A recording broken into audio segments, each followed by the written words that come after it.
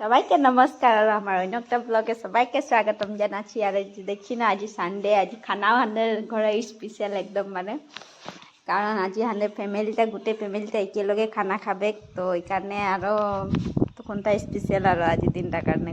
ভিডিওটা কালির লাগে, তো আজি হেরি করলি, কালি এডিট করতে টাইম নাই পাইলি, কারণ বহুত দেরি হয়ে গেল অথায়, তো ওইখানে এডিট করতে টাইম নাই পাইলি, তো আজি দিছি।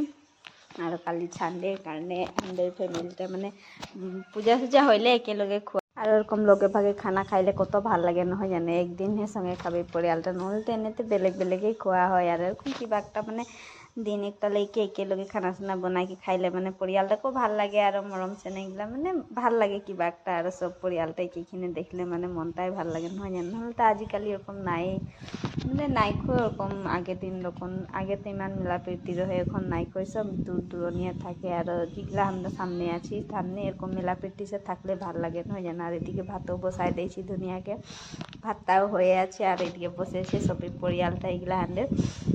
আর ঘরে একটা যেহেতু আজি ছাগলি একটা মারলো, তো আজি ছাগলি মাংস লগেই পার্টিটা করা হবে। তো এই যে খানা রান্না দিয়েছি, আরও হয়ে গেল খানা চানা বনাই, তো এদিকে দিয়া মেলা করে খোয়া মেলা করে আজরি করলি। আর পরিয়ালটা একগোট হইলে মানে বহুত ভাল লাগে নহয় জানো।